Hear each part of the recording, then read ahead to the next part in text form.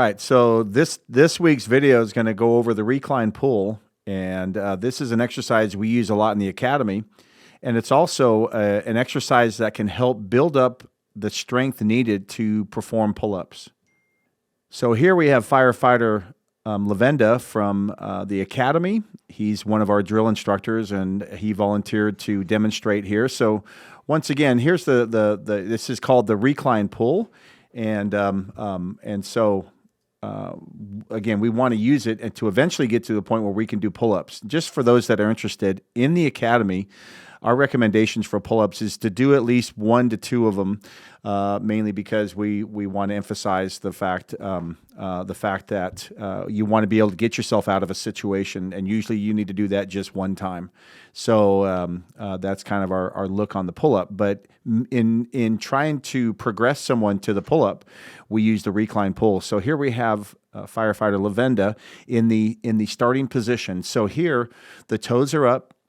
The hips are driven forward to where there's a straight line between the ankle all the way to the shoulders. And you want to keep that plank position during the pull-up, or during the recline pull, rather. This is the opposite of what we look for in a proper push-up. So here he's going to do the 2-legged version.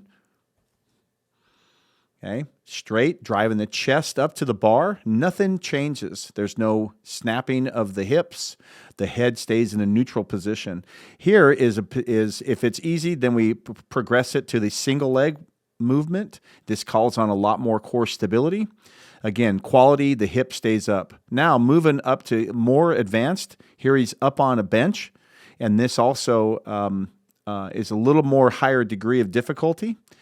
And you can do that one single leg. Here we move to the gym ball, a lot more instability at the lower extremity. Again, notice he's starting to drop his hip just a little bit, then he corrects it. Here is a single leg version. And this is, for the recline pull, this is like the king of exercises here. Here's what we don't want to see in the recline pull is the snapping of the hips that we were talking about earlier. Here he starts to move by driving the hip, or driving the chest up, and then the hips come later. You want to move all of that at the same time. Now, also what you'll see and try to avoid is when he'll bring his feet closer together, and the knees will be bent.